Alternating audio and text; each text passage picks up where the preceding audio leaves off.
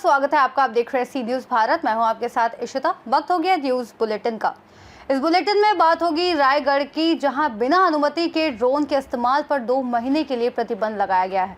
साथ ही बात होगी रेवाड़ी की, जहां साइबर ठगी के आरोप में राजस्थान के नागौर से 3 साइबर ठगों को गिरफ्तार किया गया। ऐसी तमाम खबरों पर करेंगे विस्तार से चर्चा। खबर इंदौर से, जहां अल्ट्रावायलेट ने भारत में अपने विस्तार के तहत इंदौर में अत्याधुनिक एक्सपीरियंस सेंटर का उद्घाटन किया। नव space station NMRK value creations private limited के साथ साझेदारी में स्थापित ये केंद्र ग्राहकों को F77 मैच 2 और F77 सुपर स्ट्रीट मोटरसाइकिलों का व्यापक अनुभव, टेस्ट राइड, बिक्री, सेवा और एक्सेसरीज जैसी 3S सुविधाएं एक ही छत के नीचे प्रदान करेगा। अल्ट्रावायलेट के CEO नारायण सुब्रमण्यम ने कहा कि भारत मध्य प्रदेश में नवाचार की गति तेज है और वे प्रमुख व्यावसायिक केंद्र में उपस्थित होकर रोमांचित हैं। आइए जानते हैं इस विषय में जोसना सांघी और रमन कैफ का क्या कुछ कहना था। अल्ट्रावायलेट का एक नया शोरूम इंदौर में ओपन हुआ, साथ में बाइक की लॉन्चिंग भी यहाँ पर हम देख रहे हैं। क्या कहना चाहिए? तो ये बहुत एक महत्वपूर्ण डे है आज की, आज बाइक की लॉन्चिंग है। ये सिर्फ एक मोबिलिटी का ट्रांजिशन दिखाता है, जो गैसोलीन से लेकर EV तक ट्रांजिशन है, जो आज की पूरी सस्टेनेबिलिटी को PM मोदी जी भी जिसको बरकत देते हैं, वो हम इस पर्टिकुलर पैमाने में आ गए हैं कि इस बाइक को इस तरह से हम प्रमोट कर सकें। ये बाइक डिज़ाइन, परफॉर्मेंस और टेक्नोलॉजी में एस क्लास है। इसके हर एक फीचर, बैटरी से लेकर टायर से लेकर परफॉर्मेंस से लेकर एरोडायनामिज्म से लेकर is a class performance. Indore और मध्य प्रदेश में यहाँ की EV की बड़ी चर्चा है, उसकी बहुत ज़्यादा ग्रोथ हो रही है यहाँ पे। ये बहुत सही समय है कि ये इंदौर और मध्य प्रदेश में आया है। जो है अल्ट्रावायलेट ने अपना एक शोरूम भी लॉन्च किया है, साथ में यहाँ पर बाइक भी लॉन्च हुई है। क्या कहना चाहेंगे इसमें? देखिए, हम काफ़ी एक्साइटेड हैं। मेरा नाम रमन कैथ है, मैं वाइस प्रेसिडेंट सेल्स हूँ अल्ट्रावायलेट ऑटोमोटिव में। और आज हमने इंदौर में लॉन्च किया हमारा UV स्पेस स्टेशन, जो कि एक 3S फैसिलिटी है। और हम काफ़ी खुश हैं कि जो हमने रेवोल्यूशन साउथ इंडिया में लेकर आए थे, जहाँ क्योंकि हमारी साउथ में प्रेजेंस काफ़ी अच्छी है, अब हम नॉर्थ और सेंट्रल इंडिया की तरफ एक्सपैंड कर रहे हैं। और MP में हमारा पहला शोरूम इंदौर में आज लॉन्च हो रहा है, जहाँ से कि आप बाइक्स खरीद भी सकते हैं। यहाँ पे आपको टेस्ट राइड फैसिलिटी की सुविधा भी उपलब्ध है। प्लस हमारे जो UV के नए प्रोडक्ट्स आने वाले अगले साल, वो सारे के सारे यहाँ से अवेलेबल होंगे। अगर मैन्युफैक्चरिंग यूनिट की बात की जाए तो बाइक कहाँ पर आपका मैन्युफैक्चरिंग यूनिट? अल्ट्रावायलेट ऑटोमोटिव एक बैंगलोर बेस्ड स्टार्टअप है। हमारी जो प्रोडक्शन फैसिलिटी है वो बैंगलोर में ही है। और ये प्रोडक्ट में मुझे बताते काफ़ी खुशी है कि ये completely made in India product है। इंदौर से सी न्यूज़ संवाददाता राकेश रैकवार की रिपोर्ट। खबर मोतिहारी से, जहां सुगौली कलवाड़ सेवा समिति ट्रस्ट द्वारा सुगौली में श्री बलभद्र पूजनोत्सव का आयोजन किया गया, जिसमें बड़ी संख्या में श्रद्धालुओं ने भाग लिया। जहां हर्षोल्लास माहौल में पूजन किया गया। आचार्य विपिन चौबे द्वारा विधि विधान पूर्वक वैदिक मंत्रोच्चारणों के बीच पूजा की शुरुआत की गई, जिसके बाद मौजूद लोगों ने बलभद्र भगवान की पूजा अर्चना की। दूर दराज से पहुंचे हजारों की संख्या में कलवाड़ समाज के पुरुष, महिलाओं एवं बच्चों ने अपनी कुल देवता की पूजा अर्चना की। मौके पर भक्ति भावना के साथ लोगों ने भगवान बलभद्र का स्तुति की। मौके पर आगत अतिथियों ने दीप प्रज्वलित कर कार्यक्रम का उद्घाटन किया। इस मौके पर आयोजन समिति द्वारा आगत अतिथियों, स्थानीय वृद्धजीवियों का स्वागत भी किया गया।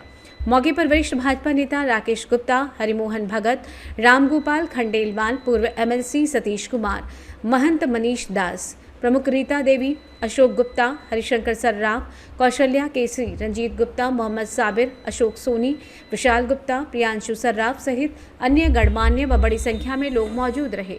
पूजनोत्सव समारोह में पहुंचे अतिथियों ने अपना विचार भी व्यक्त किए। वहीं आयोजन समिति द्वारा समाज के उत्कृष्ट प्रदर्शन करने वाले लोगों व प्रतिभावान छात्रों को सम्मानित भी किया गया।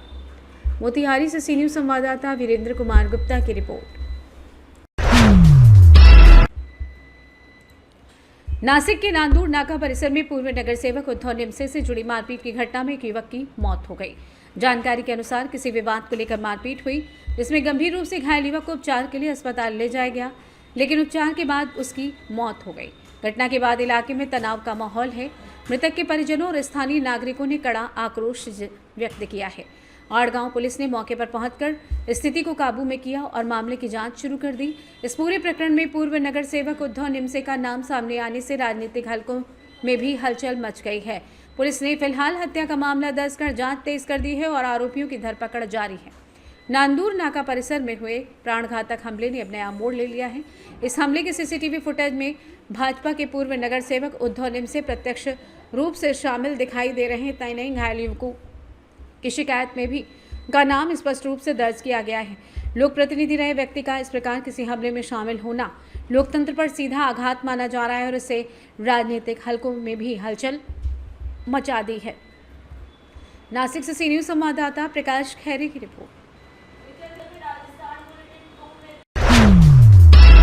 रायगढ़ जिला कलेक्टर किशन जावले ने रायगढ़ जिले में अगले 2 महीनों के लिए पुलिस अनुमति के बिना ड्रोन कैमरे के इस्तेमाल पर प्रतिबंध लगा दिया है। ये निर्णय संवेदनशील इलाकों, धार्मिक स्थलों, बांधों, केंद्रीय संस्थानों और तटीय क्षेत्रों में सुरक्षा बनाए रखने के लिए लिया गया है। पुलिस ने बताया कि रात में अनाधिकृत ड्रोन उड़ाने की शिकायतें मिली हैं और ड्रोन का आतंकवादी हमलों, चोरी व अन्य अपराधों के लिए इस्तेमाल होने का जोखिम है। ड्रोन उपयोग करने के लिए स्थानीय थाने को 7 दिन पहले सूचित कर अनुमति लेना आवश्यक होगा। आदेश का उल्लंघन करने वालों के खिलाफ भारतीय दंड संहिता 2023 की धारा 223 के तहत कार्रवाई की जाएगी। रायगढ़ से सी न्यूज़ संवाददाता प्रवीण की रिपोर्ट। खबर रेवाड़ी से, जहां हरियाणा पुलिस ने राजस्थान के नागौर से 3 साइबर ठगों को गिरफ्तार किया है, जिनमें से एक बीएससी और 2 10वीं-12वीं के छात्र हैं। ये लोग कोसली के सुधीर नामक व्यक्ति से 5 लाख रुपए की साइबर ठगी में शामिल थे। पुलिस ने आरोपियों से 18 mobile, 17 SIM card, 4 bank passbook और 48,000 रुपए बरामद किए। पूछताछ में पता चला कि छात्र जुआ, शराब और ऐशो आराम के लिए रास्ता अपनाते थे। इन्हीं सब आगे की जांच के लिए कोर्ट में पेश कर रिमांड लिया जाएगा। आइए जानते हैं इस विषय में पुलिस उपाधीक्षक रेवाड़ी डॉक्टर रविंदर कुमार का क्या कुछ कहना था। रेवाड़ी से सी न्यूज़ संवाददाता चैन सिंह की रिपोर्ट। सरदारपुर में माही नदी पर किसानों द्वारा किए जा रहे जल सत्याग्रह में विधायक प्रताप रेवाल शामिल हुए और किसानों की मांगों का समर्थन किया। उन्होंने फसल बीमा से वंचित किसानों की समस्या को लेकर एसडीएम आशा परमार को ज्ञापन सौंपा और 31 अगस्त 2025 तक समाधान नहीं होने पर 4 सितंबर को धरना देने की चेतावनी दी। रेवाल ने फसल बीमा योजना को किसानों से वसूली का माध्यम बताते हुए सैटेलाइट सर्वे के कारण कई गांवों में किसान बीमा लाभ से वंचित रह जाते हैं। साथ ही उन्होंने विद्युत व जल संसाधन से जुड़ी समस्याओं पर भी संबंधित अधिकारियों को कार्रवाई के निर्देश दिए। सत्याग्रह में कोची में क्या है? ये आज जो हमारे सरदारपुर विधानसभा के भारतीय यूनियन किसान टिकट संघ के द्वारा सरदारपुर विधानसभा क्षेत्र की किसानों की समस्याओं को लेकर के विशेष करके फसल बीमा, महावीर जलाशय और जो भानगढ़ के अंदर जो तार चोरी हो गए उस बात को लेकर के, जो केवल विधानसभा में खराब हो गई उस बात को लेकर के ज्ञापन दिया गया। आज आप देखिए कि फसल बीमा देने में 31 तारीख लास्ट है। आज आप देखिए कि केंद्र सरकार और राज्य सरकार और बीमा कंपनी किसानों के साथ में ठगी कर रही है।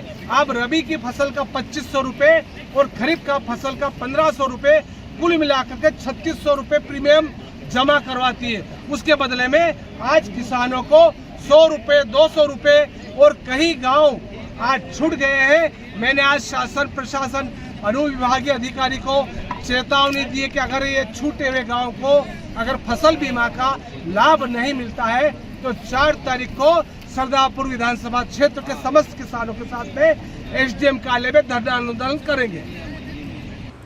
धार से सी न्यूज़ संवाददाता कृष्णा की रिपोर्ट। हनुमानगढ़ में जिला ट्रक ऑपरेटर्स एसोसिएशन ने परिवहन विभाग की कार्यशैली के विरोध में जिला कलेक्टर को ज्ञापन सौंपा। उन्होंने आरोप लगाया कि स्थानीय ट्रक ऑपरेटरों पर विधि विरुद्ध कार्रवाई की जा रही है, जबकि बाहर से आने वाले ओवरलोड ट्रकों पर कोई सख्ती नहीं की जाती है। एसोसिएशन ने बताया कि ये रवाना चालानों के आधार पर ट्रकों की आरसी निरस्त की जा रही है, जो गलत है। उन्होंने ओवरलोडिंग पर परिवहन अधिनियम की धाराओं के अनुसार सभी संबंधित पक्षों पर कार्रवाई की मांग की और कहा कि यदि मांगे 2 सितंबर 2025 तक नहीं मानी गई तो ट्रक ऑपरेटर कलेक्टर कार्यालय के सामने धरना देकर ट्रकों की चाबियां सौंपेंगे। हाँ जी, बताएं साहब, क्या समस्या क्या है और आज मिलेगा? आज जिला ट्रक ऑपरेटर एसोसिएशन के बैनर तले हमने जिला कलेक्टर महोदय से मुलाकात की है। सबसे बड़ी समस्या है ओवरलोड की है सर। पूरे जिले में बेहताशा ओवरलोड चल रहा है और ओवरलोड वो चल रहा है साहब जो 2 नंबर ही होता है। बजरी 38 टन की टीपी या रवाना या बिल होता है साहब। बाकी जो ये मान लो 110 टन यानी कि 1100 क्विंटल वो 2 नंबर का माल होता है साहब। ना उसकी बिल होता है, ना उसकी टीपी होती है, ना रवाना होती है, जिसकी वजह से एक्सीडेंट के साथ साथ गवर्नमेंट का तो नुकसान हो रहा है, सड़कों का भी नुकसान हो रहा है साहब। और आज जो सबसे बड़ी समस्या है साहब, एक खनिज विभाग और परिवहन विभाग 2 विभाग है, डिपार्टमेंट है गवर्नमेंट के, एक ही विभाग तो ओवरलोड करवाते हैं साहब, और दूसरा विभाग ओवरलोड कराने वाला जो खनिज विभाग है उसकी शय पे ई रवाना के चलान करता है, और ई रवाना चलान के कारण हमारी जो आरसी है वो सस्पेंड कर दी गई है, वो निरस्त कर दी गई है। तो मैं आपके चैनल के माध्यम से सरकार से निवेदन करूंगा कि इस धंधे से हज़ारों लाखों परिवार जुड़े हुए हैं। एक ट्रक जो है ना साहब, एक ट्रक 20 परिवार पालता है साहब, लेबर का पालता है साहब, परिवहन विभाग का पालता है साहब, पुलिस विभाग का पालता है साहब, ड्राइवर है, मालिक है। तो मैं आपके चैनल के माध्यम से निवेदन करना चाहूँ कि हमारी आरसी बहाल की जाए और जो ई रवाना है वो तुरंत प्रभाव से निरस्त किया जाए, और जो वो बेहताशा ओवरलोड चल रहा है उस पर लगाम लगाई जाए। आगे क्या करेंगे? आगे कार्रवाई 2 तारीख को हम जिला कलेक्टर महोदय के यहाँ पड़ाव डालेंगे, और जो अपनी गाड़ियों की चाबियाँ हैं वो कलेक्टर महोदय को सौंप देंगे। हनुमानगढ़ से सी न्यूज़ संवाददाता लखविंदर की रिपोर्ट।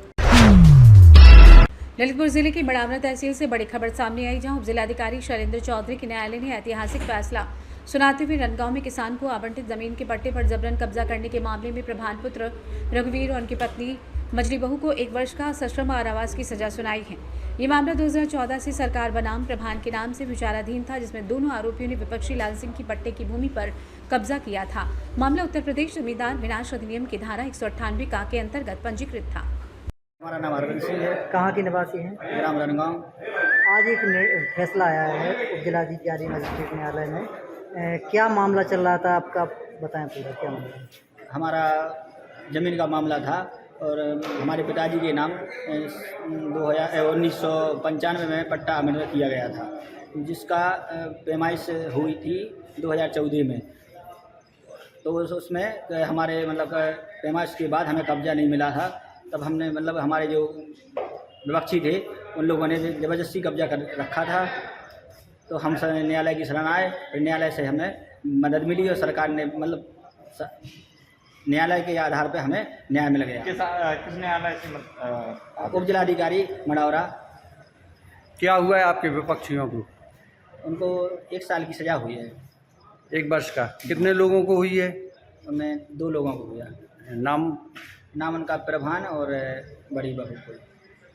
निवासी कहाँ के? बेबी रनगांव के हैं। 11 वर्षों के बाद आज फैसला आया है न्यायालय की प्रति आपकी क्या प्रतिक्रिया है?